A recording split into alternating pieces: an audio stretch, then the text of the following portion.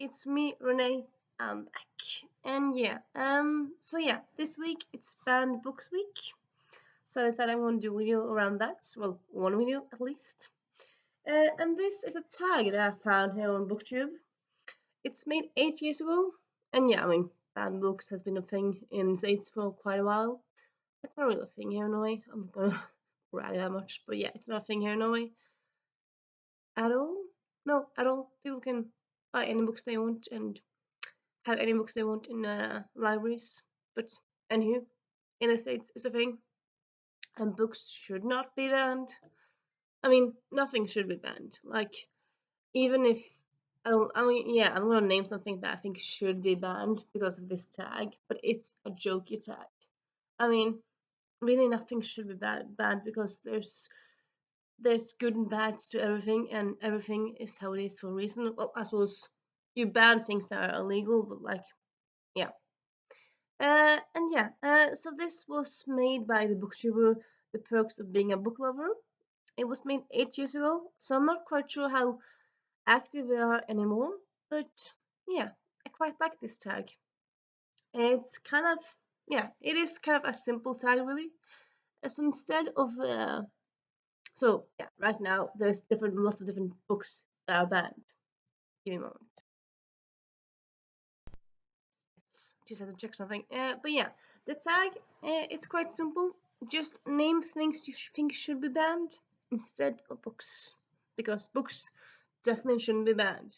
I mean, yeah, there are some books I don't like, but honestly, just because I don't like a book doesn't mean it should be banned. Just because a book is not my cup of tea does not mean it should be banned. Just because a book is about something I don't like doesn't mean it should be banned. I mean, even books. Yes, I'm gonna go a bit around here, but yeah, even books about things that aren't good, like books about Nazis, or books about fascism, or books about killers. Even those books, I mean, reading those books gives you an insight into like the whole concept of Nazis. I mean, yes, Nazis aren't good, but you shouldn't read just things that are good or good for you. I mean, Nazis, they're a huge part of history, huge part of Second World War. And I'm not saying that you should read like all of the books that are about something that's not good or not good in a way.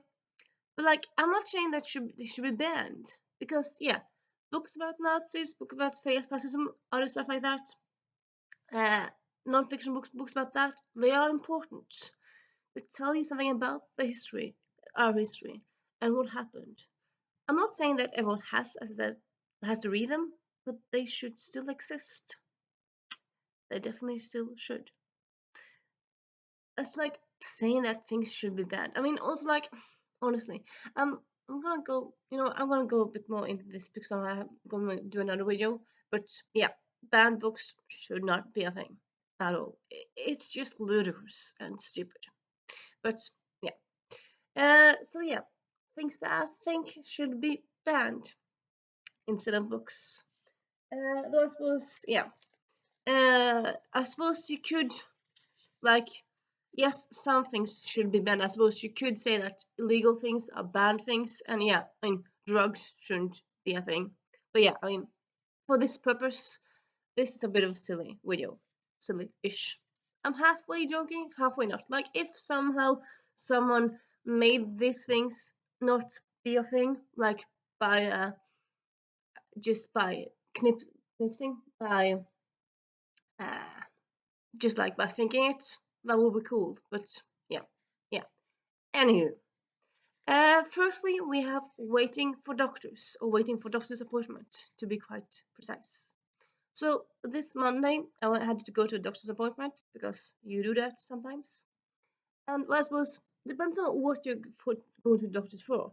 Like this time when I went to doctors, it wasn't because I was sick. It was because I had to get a checkup. Because every 3 years, at least in Norway, you get a checkup to like check out if you have cancer.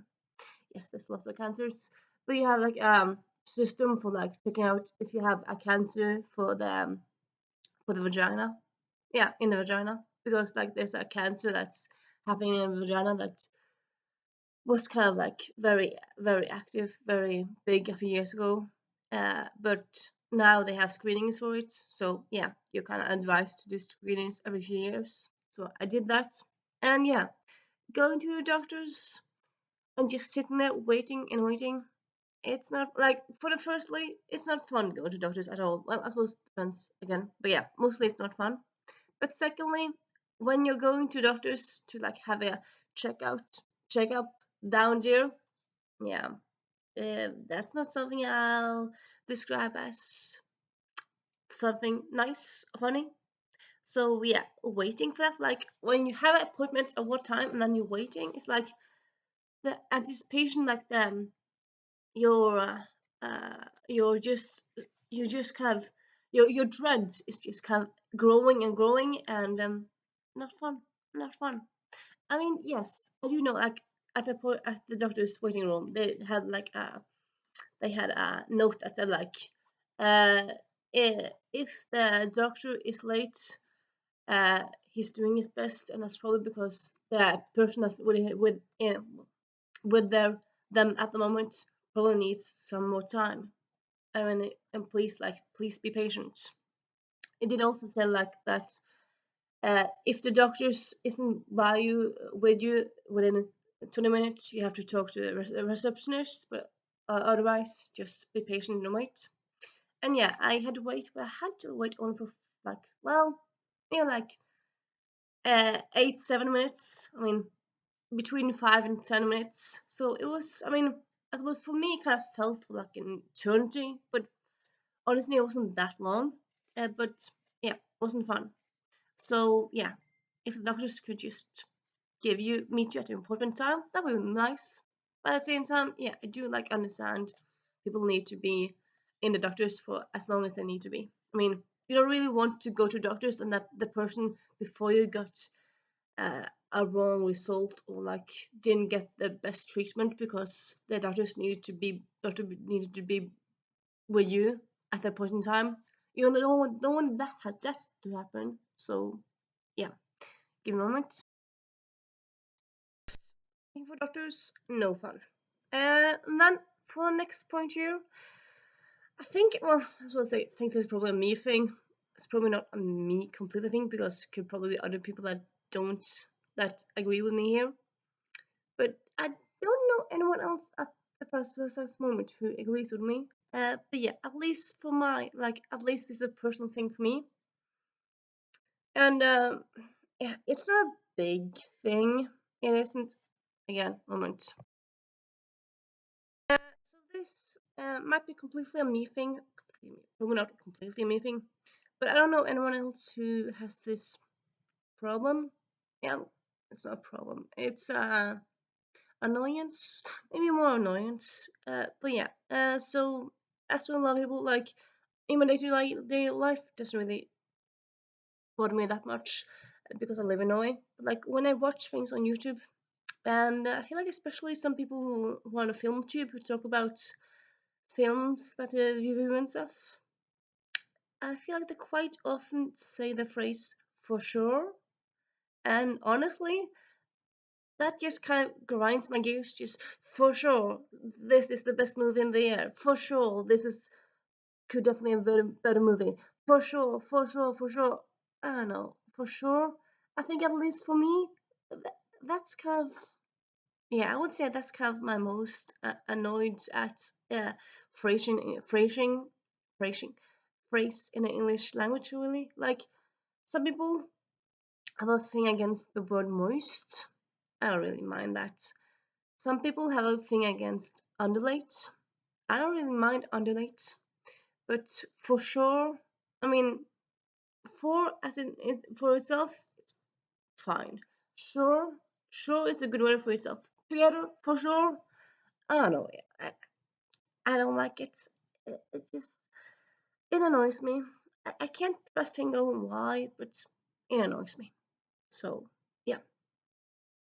Then we have a one that I think probably more people could agree with me on here, but this is, yeah, and it's more book based. Some of these are book based and some of them aren't. And oh yeah, Let's just put that one away. But yeah, so yeah, my next thing that I definitely think should be banned: useless editions. So I don't mind when you have like a book that has several editions. Like that's cool. If you have a book in, well, usually you have a book first in hardcover and then paperback. Cool. But I feel like sometimes, like if you have like, yeah, sometimes you have like a 10th anniversary edition, etc., etc. Then you usually have a new cover on the edition. You might have a 10th anniversary edition where you have like a new forward, or you might have people praising the book, whatnot, stuff like that. But I feel like every now and then, well, not every now and then, I feel like quite often, yeah, I feel like quite often you have sometimes a book is out, so like, and it's not nothing new with it. Like it's not its first time out in paperback or out in hardcover, because sometimes it's out first in paperbacks. Because like, yeah, one hardcover, one paperback, that's kind of at least what a minimum what you need of a book. What you need, like in a way, what you need in a way. But I feel like I'm quite sure that sometimes there are several editions uh, of a book out in in paperback, where the paperback it has the same it has the same cover as the other paperback, but there's no interview with the author. There's no Q&A with the characters, extra chapter, or nothing new addition like inside the book. There's nothing new. It's just that this edition came out in 2022 and the other paperback edition came out in 2021. Like the only difference is when it was printed. That's it. There's nothing new. And it's like, why would you have this? Like, I don't mind having a book being available in like honestly, also like I don't really mind that much that a book first is available for some reason that in English, that you first have a book in like a large pocket and a small pocket, and then you have mass market paperbacks. I don't mind that much. It's weird why you have that many paperbacks out in the English markets. Why you don't just have one size? But I don't mind that much. But like, and also like, there's a size difference there, so there's a slight difference to it. But I don't understand why you have several editions of the same story, and the single thing that's different is the time when it was printed. That's it, nothing more. I suppose I could understand in a way, because like, if a book is popular, you might run out of books from the first printing. Yes, and then you need to print more, and that's a good thing. But if you would need to print more, then couldn't you? Why wouldn't you like add something more? Like say a shorter forward, or say like the first printing was sold out in record time, so you need to read this book because everyone else wants to read it. Like something extra in the book. But just printing it again, honestly. I suppose maybe also some books, maybe because like I'm a nerd. Like when I when I pick up a book, I do it for real. Like I don't like I look at the book, and like before, oh, not all the time, but often like before reading the book, I open the book, like look, oh, there's like a praise page.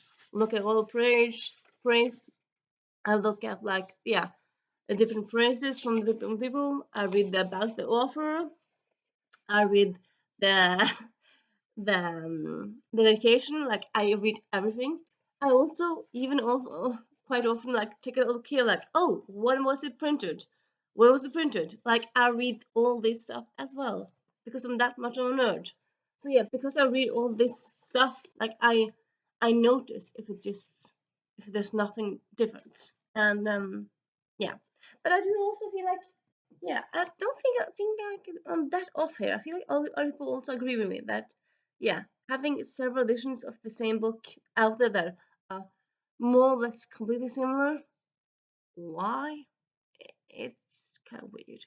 It is kind of weird. Then up next we have unresolved cliffhangers.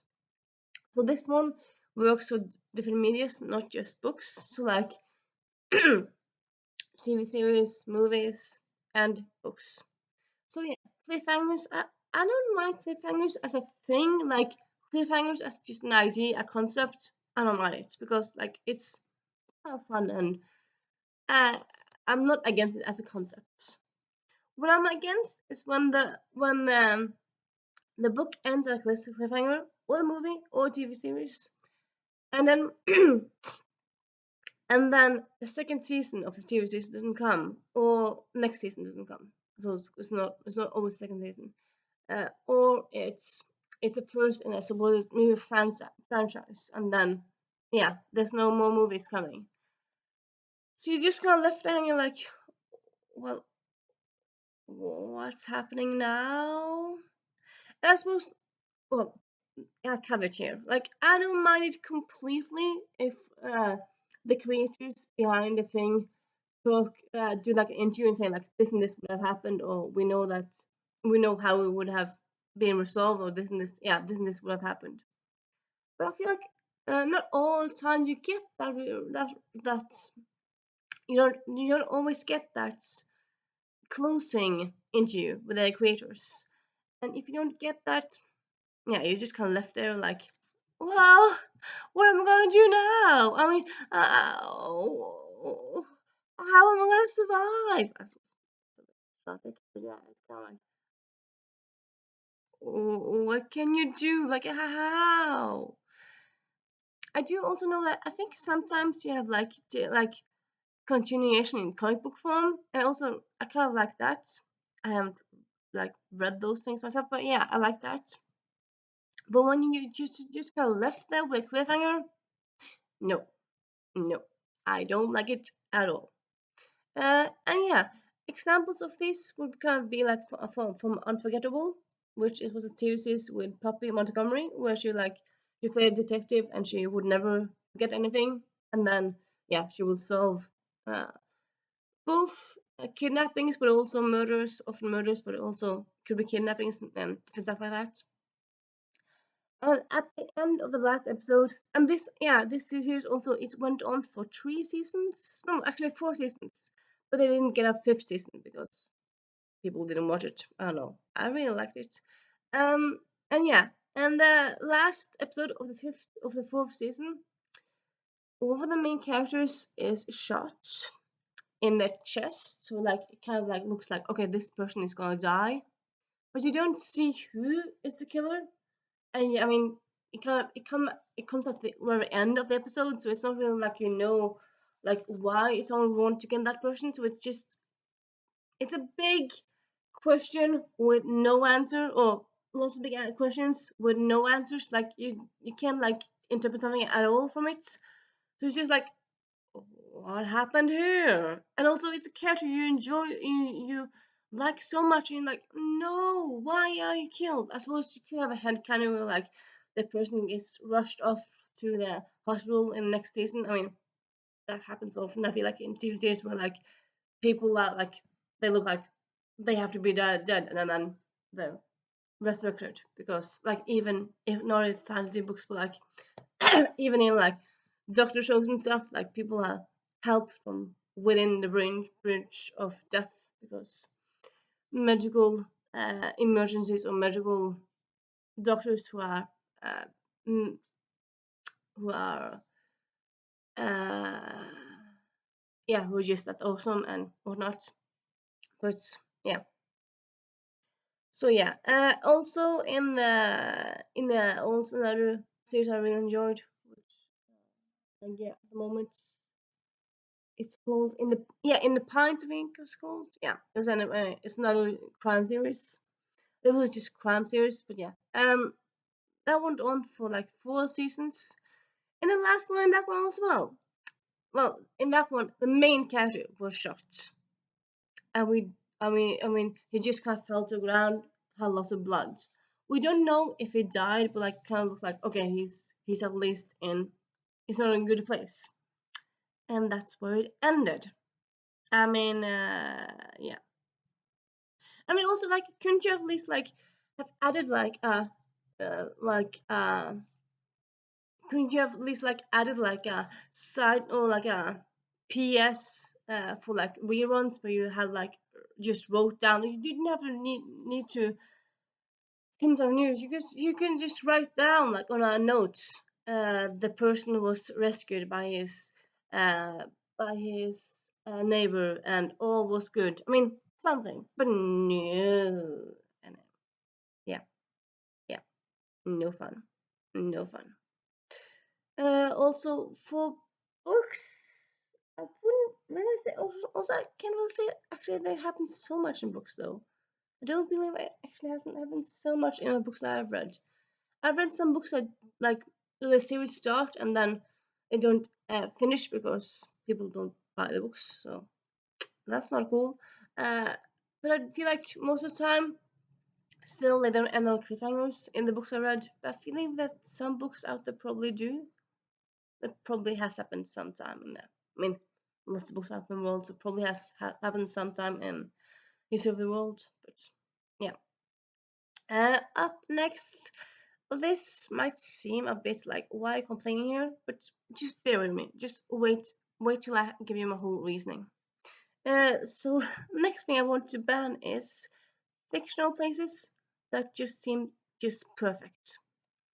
And you might feel like, well, isn't it kind of point like to like read and watch TV series and movies and like dream about like being somewhere else and just yeah, if the setting is amazing, you just love it, and that's just a great point of it of the movie and whatnot. Yes, I mean settings great, good that it's very good. On the other hand, if the setting is very very good, and then you just get drawn so much into the whatever you see in the medium, the TV series, the movies, the book, and then when you're finished, you have to step out of the book, close the book, stop the movie or the movie is finished, the episode is finished, the TV series is finished, and just looking out around and like, oh, this is real life, and you realize quite soon that real life does not compare. Real life does not include that lovely waterfall or that lovely um, garden or whatnot. As was, yeah, there are waterfalls in the real world, there are gardens in the real world, but yeah. Uh, what I'm specifically thinking about is actually Star Solo from Gilmore Girls. I love that setting of just like that sounds of the whole Star Solo, but sounds as I just get a teeny bit sad really that Star Solo doesn't exist. I mean, yes, Star Solo was based on a real place, but we kind of know that it was based on a real place, but like the real place was based on wasn't that cookie cutter nice. And yeah, I mean, th- there aren't really places that can compare to Star Solo. So it just kind of feels a bit like looking at paradise or like just looking at this perfect, but yeah, very nice idealistic place. And then so you know that it exists. Well, it doesn't exist, but like it exists in this fictionalized place, and you kind of introduced to something, and then you realize, oh, but it's not real. You can't go there yourself, and it's kind of, I mean, it's kind of like the old conundrum. Is it better to have uh, loved and then lost, or not better to not loved at all? Like, is it better to have known something and then lost it, or not experience it at all? Because if you experience it, though, I suppose you haven't experienced it at all. But yeah, you anyway. Bear with me here. Anyway, you have like watching the TV series and watching Star Solo, like from the episodes, you kind of get a feel to it very much, and you can imagine in daydream, but you can't go there. So you like you have this idea of it, you know that it's. I mean, yeah, can't it exists like it's a thing in fictionalized world, but it's not a thing that you can experience yourself, and it's yeah, it's kind of in a way, it's kind of a bit sad. Really, it's kind of feels like in a way like the people like maybe people describe to you a very good for some, yeah, for some people could describe to you a very or could like make a very good chocolate cake, but or like they put it in front of you, but you can't eat it because it includes something you're allergic to or whatnot. But it looks so good, and like besides that one thing, you can eat it, and it's just like, I mean, you want it to be real so much, but it's not. You want to touch it and like enjoy it, but you can't in the same way. And I don't know, it kind of feels like that with Star Hollow and settings in fictionalized worlds that you very much want to visit, but you just can't. And yeah, and I have more. Don't worry, I have a few more here. Up next is plot holes. No, I think like, well, isn't any book, TV series, or media uh like isn't it bound to have plot holes? Yes and no. I suppose with me, like, I don't like if a book starts like, if the first book, like, okay, first chapter, second chapter of a book starts with like character saying that they hate reading, and then in it at the end of the book they love to read. For me, that's not a plot hole. Like, it can be a plot hole, but like, it's a plot hole if they just mention that they, yeah, if they mention that they hate reading, they have a big rant about it, and then at the end they're sitting there just like enjoying yourself, loving a book, and no one around comments about it, and like there's no evolution. But if the person in the beginning of the book hates to read, and then not as like, because I suppose there's not to be a side plot, but yeah, as a side plot during the book, they start to have to commute a lot, and they might maybe their cell phone is old, so they can't use it because they don't have a charger. Whatnot. For some reason, they kind of have to entertain themselves on the plane. Yeah, well, a plane or train, and they end up picking up a book that's just left on the seat next to them. They end up reading it, and then, huh, it's not too bad. And then they read a bit on the next commute, and then after a while, they get enjoyment for reading. That's, I mean, in that way, you can, I mean, that way, that's character development. That's not like a plot hole, because that's just character development, really. And yeah, I mean, yeah. So I'm not against like people changing in books. What I'm against is like a book where first something has happened, has been stated, like this character doesn't like this thing, and the next a few chapters afterwards, that person loves this thing, while you're getting no explanation about it at all. Like, if you get an explanation, yes, that's cool, and that's character development. But if you just don't get explanation for it, it's like, what? What? It's just weird. And yes, it's a thing that I know it so much. Like, for example, another example from real life from a book here. One of the books in a very much like everyone loves this series, The Seven Sisters by Lucinda Riley. It's a series that a lot of people love. In the second book, yeah, so the second book has a character that um she gets an opportunity to get like private lessons about different stuff. She gets private lessons to sing because she has a good singing voice, like to better her singing voice, but also like she gets taught uh, German, English, yeah, lots of different subjects as like a, yeah, it's kind of like a private tutoring thingy. And yeah, and at the beginning of the book, like she's mentioned like, okay, you have a very good voice, but you also seem to be very smart.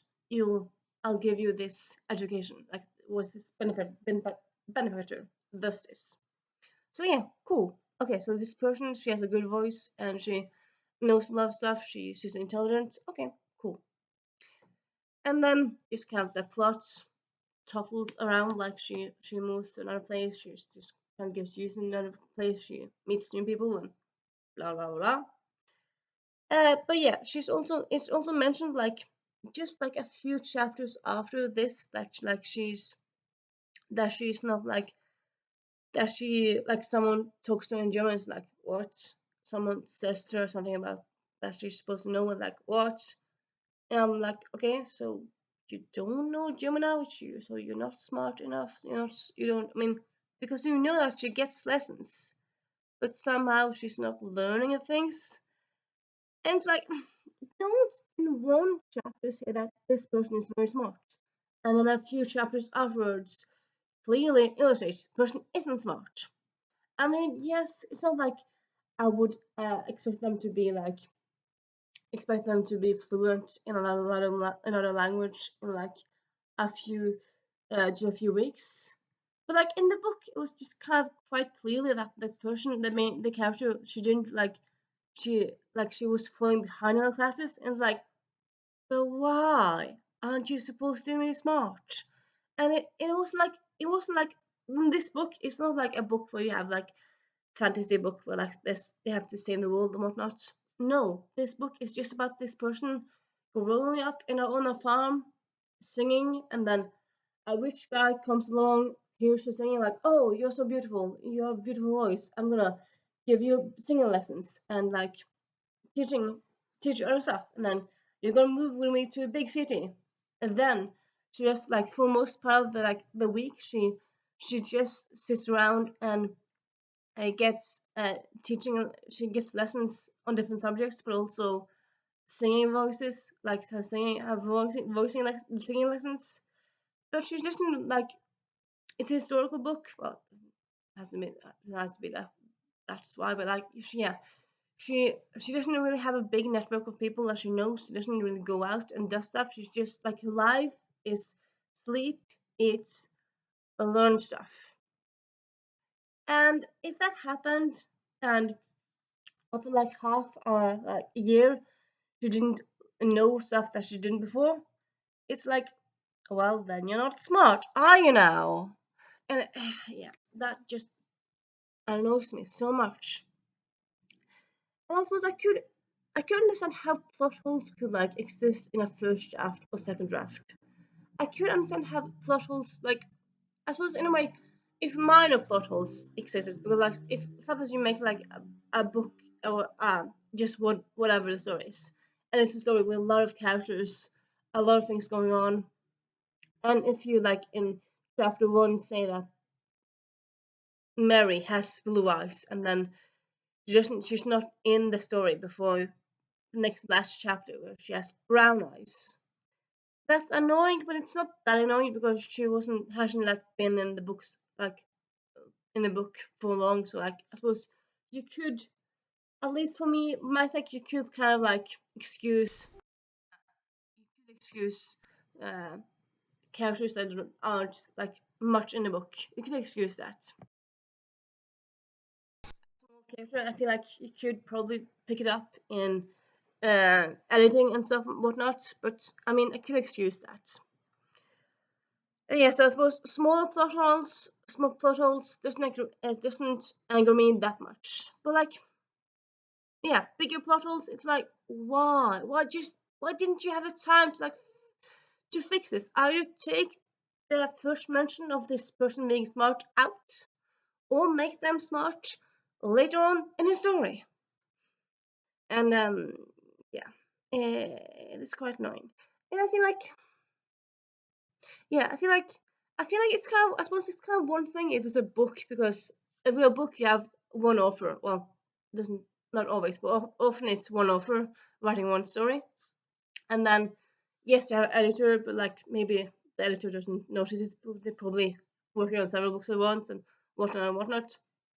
But like in TV series, I'm more like, shouldn't you by this point? Like I suppose I could understand 10 years ago. No, 20 years ago, 30 years ago, because then you didn't like you often had like you watch a TV episode and then after a while it was shown on TV and that's it. But now a lot of people rewatch like yeah, if you love a TV series you rewatch it over and over and over again, and sometimes you might rewatch one episode just several times in one week if you love that, and yeah, in a way I suppose in a way feel like people are much more devouring and much more like they notice every detail now then like they probably couldn't before. Like now you can you can watch a TV series, you can play pause because when you stream and whatnot, you can play pause on TV and even still and whatnot. So yeah, you notice all the stuff. So yeah, shouldn't I feel like shouldn't TV writers like notice that things should be like better written. But yeah, there shouldn't be that many plot holes. At least I feel like yeah, there aren't that many excuses nowadays for plot holes. I feel like they're not really that excusable. Yeah, it annoys me so much. Yeah, been going on for plot holes for quite a while now, but it's an annoying thing. I don't. Yeah, I don't. No, no, they should definitely be banned. Definitely. Next thing I think should definitely be banned is books in adoption limbo.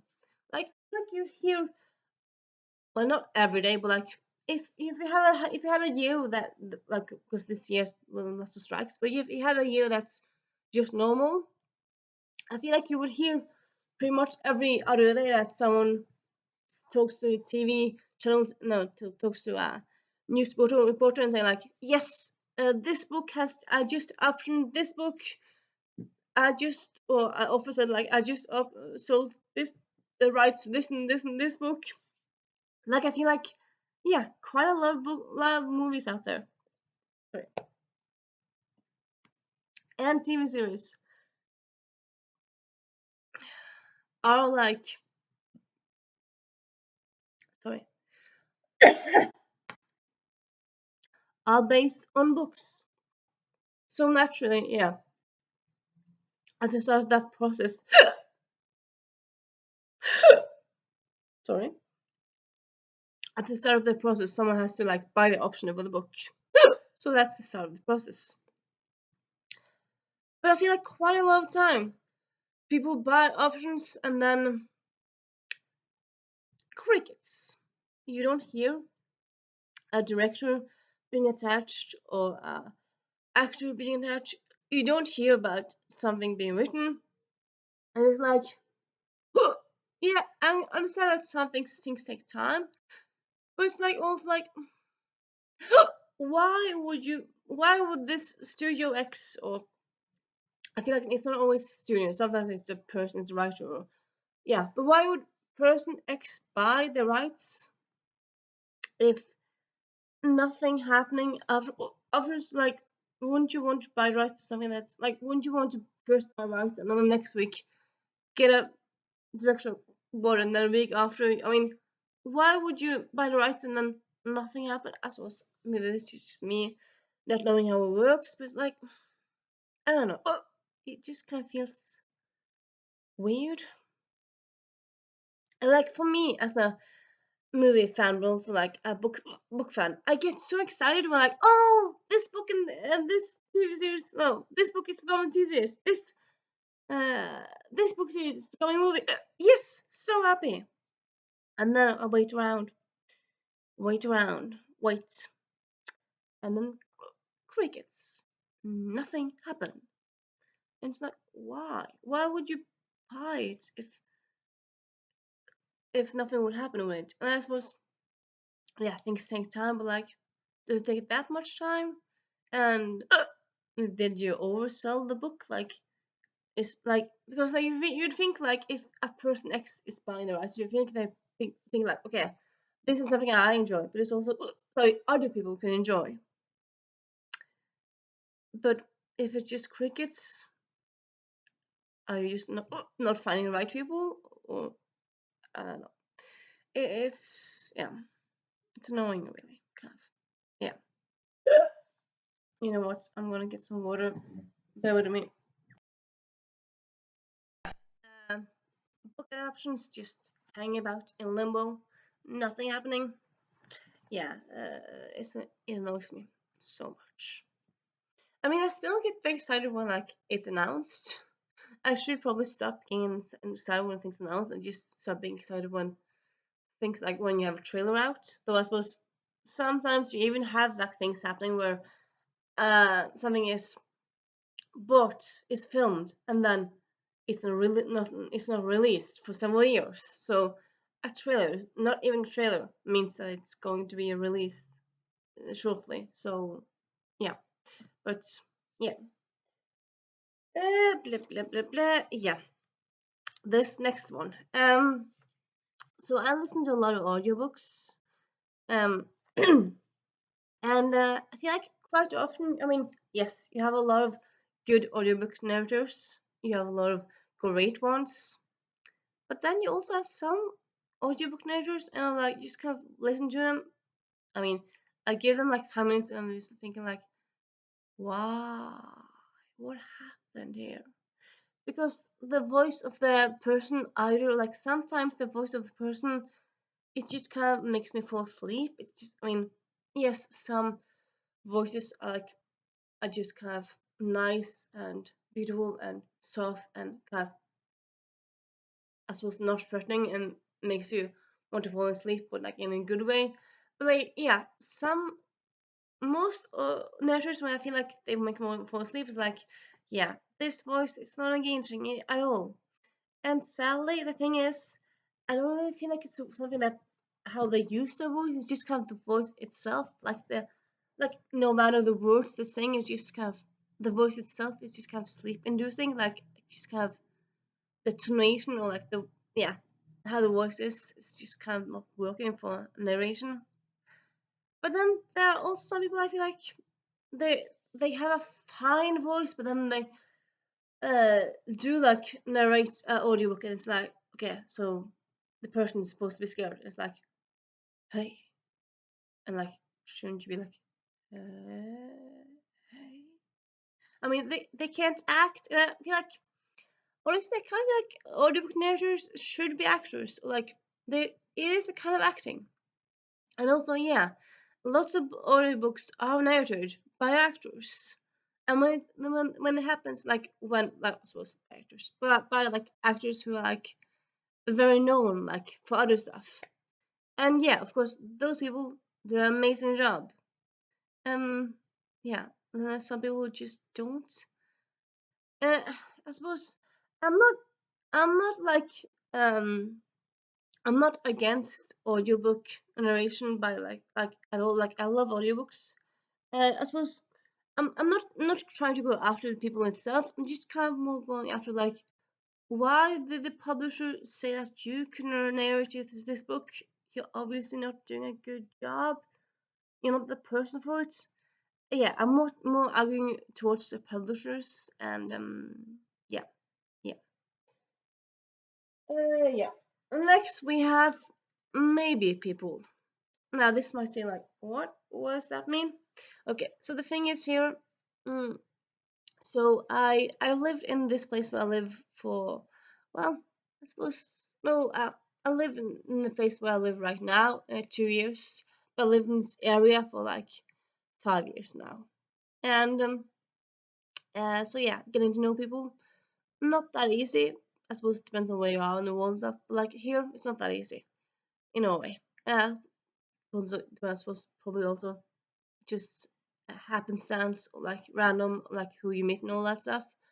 But yeah, so after a while, I found like a Facebook group where it's kind of meant for people who want to meet people. It's meant for people who are new to the city, or meant for people who want to, yeah, maybe people who live there for a long time that want to meet new people. It's yeah, people want to meet to make new friends, and then you can just kind of like write in the wall on the Facebook in the group. You could say like, I don't want to go to cinema. Just I don't want to do this and do this. And then some I do that. I use that group quite a lot, really. And then some I kind of I might say like I don't want to go to this cinema, like to see this movie in the cinema soon, or like this week. And then I might have like 10 people liking the post. I might have yeah 10 people liking the post. Maybe 5 people comment. 2 of them might be like yes, so fun, and 3 of them might be like yes, so fun. Maybe in the future. And then they might post in the like they might also reply to my post in future like yes, sounds fun in the future, or like I might, so it's kind of like maybe ish, or I might like make a make an event for like come to this board game night, or like come to this movie night. And I might invite people who like have said before they like this and this and this, because often in this group they also like say, when they join the group, they often say like, hey, my name is blah blah, I'm this old, I live this and this and this place, and I like this and this and this, talk to me if you like this and this and this. So you kind of have a feeling of, okay, there's there are people who like these things. So you feel like, okay, so you can meet people and like do board games together and whatnot. And then yeah, quite often you have people who say like they want to do board games, but they always like, yes, I want to do it, and then, oh, I can't do it this day, can't do it this day, or like, and for me, I'm not like, yes, fine, you work a lot of nights, maybe you have kids some weeks and you don't always aren't always available for when the other people can, or like when I suggest we meet. But it's like, why would you say that you want to make friends and want to do more board game nights, or want to watch more of this and this, go to cinema or whatnot, but you're never able to meet, and but you never yourself, um, you never yourself, what's the word again?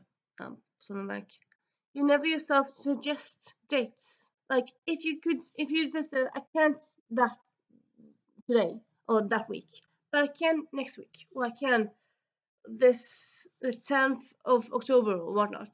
Yes, cool.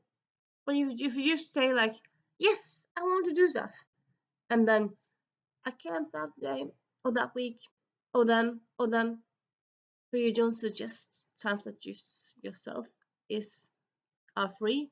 It's like, why are you even there? Just a maybe person. Yeah, that's kind of what I feel like a maybe person is. Like people who are supposedly into stuff and want to go to cinema and want to do stuff, but they never have the time, and they don't themselves suggest other times. And it's like, why? It just kind of feels so unserious, really. And yeah, I mean, it doesn't help me getting to know people uh, around, and it doesn't help you. Like if you say you want to meet new people, make new friends, then why are you just saying like you can't meet them and then and then? I mean, you should at least try to be a bit more available, or like, or if your job just takes up that much time, then don't be in the group. Don't say that you like this and this thing and you want to meet people, and then you never meet people. Yeah, it's yeah, it's frustrating, to say the least. Yes. Yeah. So yeah, definitely ban maybe people. Ban those. They should definitely be banned. And this next one, it's not like a big thing, but it's kind of like, why? Why? I don't understand why this happens. But why? It's lookalike products, and I feel, for me at least, I don't really think this is so much to do with books, though that does also happen. Because I suppose I mostly avoid them. But like, uh, for me, more or less, I would say, but also because I don't buy them myself. But like I feel like I quite often see this existing. Like, yeah, I noticed it in the store. I noticed board games that are quite simple. Like one of them is called this, and like it is a trivia game, and it's a trivia game about uh, this. It's a trivia game about James Bond movies, and then you have another trivia game about spy movies. But it's like, but why would you have both? They're so similar. I mean, one is more specific, but like, yeah, look-alike products. Like, why would you have this one and then this one is like, but they're the same? And I feel also, I feel like, honestly, I feel like sometimes you have two games that are the exact same, they just have different names. It's like, why would you make two games that are the same at different names? Like, are people have people have this had this much against the other name of the other book the other game that don't want to try it because of gain a name that's not that good, or like why? It's just a bit weird, but yeah. So yeah, I suppose I don't really. I suppose I don't understand on one level. I can understand it's like capitalism. You kind of make stuff and you can just press money and yeah. I understand that part of it, but it's like, but wouldn't you want to slightly tweak it, like slightly make it something different? But just slapping on a different name and then same concept, it's like, why? Are you that lazy? Are you that lazy? Apparently you are. Yeah. And then we have another one, which, yeah, I feel like this one. I think other people are gonna agree with me on this one. It's kind of a big one. And it's like, why? It is in name adaptations only. So, in other words, if you don't really know what this means, it's let's say that someone buys the rights to, yeah, let's say this one, Half a Soul by Olivia Atwater. This book is a romance slash mystery-ish story set in Regency England with Fae. So say that someone buys the rights for this book, Half a Soul, but they change the title for the story. And they have vampires instead of fairies. They set it in the Viking time instead of Regency England, and they set it in like the Viking Sweden, for example. They changed the name of all the characters and whatnot, and maybe like there's just a small detail that is the same. That's or maybe 2-3 details are the same, but that's it. That's what I would call a adaptation in name only. Like, I suppose maybe they have the same title, but then maybe they have a undertitle. So like, yeah, so you might think like, oh, okay, people fans of books like, oh, cool, this book is been adapted. Then they go to the movie, see it's like, well, this isn't the book. This isn't the story. I mean, what? Because like, isn't like mainly the point of adapting books, like buying the rights to books, is that you have a built-in audience, and like you have a built-in script. You can, I suppose, yeah, often you have to change some stuff when you're going from books to movie, but still. But if you're gonna buy the rights to a book and then completely change everything, it's like, well, why can't you just not buy the book then? And then, because also, yeah, also when you buy rights, you have to pay the author some money. It's like, if you don't like 98% of what the book, what the author wrote, why buy the rights? It's just weird. It's just quite weird. And yeah, I feel like quite often also in name adaptation books, name adaptations often also have bad movies. So that's just kind of, it's bad on 2 levels. Sometimes it's in name adaptation in a way that it's still a good book, it's still a good movie, and that's nice. But it's like, but if it's that different from the book, so like, why would you even buy the rights for the book then? I mean, it just feels like you kind of feels like, anyway, maybe like you're saying to your friend you're gonna make pancakes, and then you go to the store trying to buy things to make pancakes with, and maybe you got money from your friend, and then you go home and you make soup instead. It's like, they're both meals, but that's it. And it's like, wow, I don't understand why they exist. It's just weird. It's just weird. Should definitely be banned. It should be banned. I mean, yes, I know adaptations have to have some changes when you go from one media to another, but some changes, fine. All of the changes, like, why? Why? I don't know. I don't know. Yeah. And then this is actually the last one. At the beginning of this video, for maybe I'll have sitting here for like a few minutes. It's been close to an hour, but good on you if you're still here. Yeah, I suppose also like right now on my period, so I'm a bit like all over the place. So it kind of I suppose shows in the video. I suppose a bit grumpy, so that shows. I mean, it's a good time to film this video. But yeah. Anywho, my last my last thing that I definitely think should be banned: books with a summary. Not like summaries where people write summaries in Goodreads reviews, but I suppose that as well. But I think this is kind of mainly where the summary on the back of the book itself spoils something that happens in the book.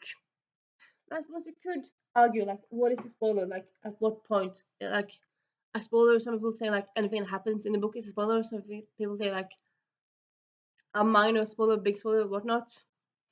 At least to me, I feel like spoiler is a big thing that kind of changes like a plot twist are spoilers.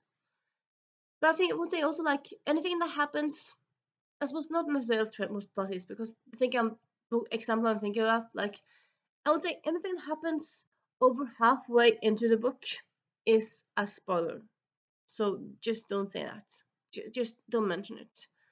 You could mention if you want people to buy the book, but it's like the example I'm thinking was the last in trilogy. So like, why would you not buy the book already? I suppose to make them more intrigued, maybe.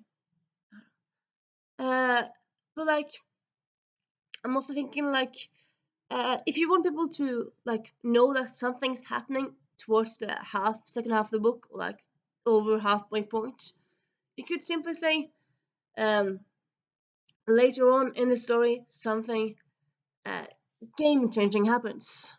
But you don't have to say what happens, which is what this book I'm thinking about did. And again, I'm not gonna mention the book because then you can look it up and you can, yeah, you can see, you'll know what happened. But yeah, example I'm thinking about is the third in a trilogy, so I was gonna read it anyway. But yeah, for some reason they decided to put a major plot point in the summary, the back of the book. And yeah, with me, I kind of feel like when you have something back a book, I feel like this is something that will be happening like in the first few chapters, maybe like the first 50 pages, first 100 pages. But if it happened at page 250 and it's a book with 300 pages, it's like, why? Why? Like if a book at that, if it's a book that's 360 pages long, for example, then yeah, at page 250, it would be still like at the middle of the book, more or less, or a bit more after middle. And it's like, why? That spoils something. Why would you tell me that? Why? Because you're just kind of reading and you're just kind of expecting the thing that happens soon, happens soon, happens soon. It doesn't happen, it doesn't happen, it doesn't happen. Like, when is it happening? So like you think maybe they didn't, like maybe it's not happening for some reason, and it happens over halfway. It's like, what? What? It's just weird. Why do you do this? I mean, yeah, I kind of know from videos with Alex Dunn's places of like publishers don't always make sense. Like for example, like yeah, I could also like have like a small tidbit here saying, honestly, yeah, one very last thing here really that I think should be banned is when you have a book where the plot is about a romance, for example, and then the cover is just kind of it's just a cover of a chair or like a couch, and then in the book they're just at sea and they're never close to a couch. It's like, why don't covers and insides match? I mean, yeah, covers are supposed to sell the book, but if the cover lies about the book, you'll be mad. You don't want to tell. Like, if I read a book and the book is enjoyable, I don't love it, but it's enjoyable. But you like the story, you think it was a nice cover, the cover worked with the story. Yes, then I would talk to people about the book. As they said to people, yeah, if you want a read to just kind of enjoy for that day, not a reading I'm gonna love forever, but you're gonna enjoy it. you might pick up this book. But if a book has has a contradiction between the cover and the story, I'm not gonna recommend it at all. Unless, I suppose, unless it has a different cover in a different edition. But like most of the time, that's just gonna annoy me so much. I'm just gonna say to people, don't read the book at all. Or yeah, so that's not a good thing to do, publishers. Not a thing to do. And yeah, so this is me talking about banned things, not books. And yeah, if you've been with me all this time, cool, good for you. If not, yeah, I don't blame you. You could easily have just watched the beginning of this video and then leave it at that. But yeah, yeah. Tell me something you want banned, or tell me something that you agree with me from this video, and I'll see you soon. Bye.